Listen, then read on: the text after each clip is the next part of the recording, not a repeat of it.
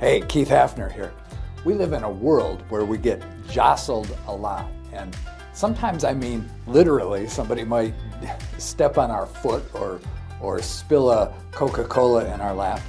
But a lot of times we are jostled by the behavior of other people, people being rude to us, people inconveniencing us. And meanwhile, we have this puny self that is selfish, that it seeks only the well-being and the expression of self.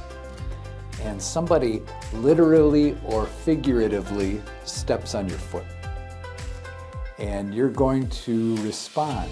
And a lot of times we respond quickly, and that puny self that's always fighting for expression inside us leaps out and behaves in a way that later on we're not proud of. But the truth is, we have a higher self. We have a higher response. And a lot of times, when something happens, if we can just pause for a moment,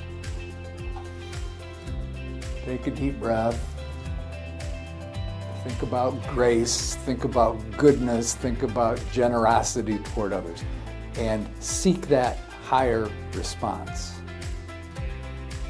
And allow that to emerge. That's really when we're at our very best. You know, you never know what kind of hurts other people are carrying around. They've been stung too. They've had their feet stepped on. And I think to have grace toward others demands that we learn to push down and maybe even eventually eliminate that puny self, that quick response, seeking the higher response. You know, if you let that puny self emerge and express itself, I think you feel good for about a third of a second.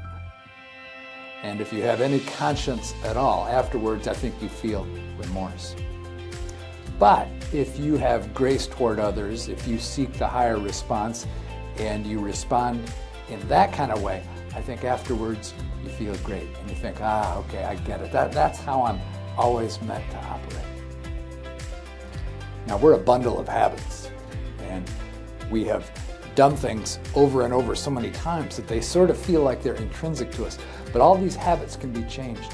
And if you just start today seeking that higher response, and maybe this week, maybe you get it right one time, and maybe next week you get it right 2 times, but you pursue that at all times, I think then you're becoming a gracious, living, breathing, self-actualized person.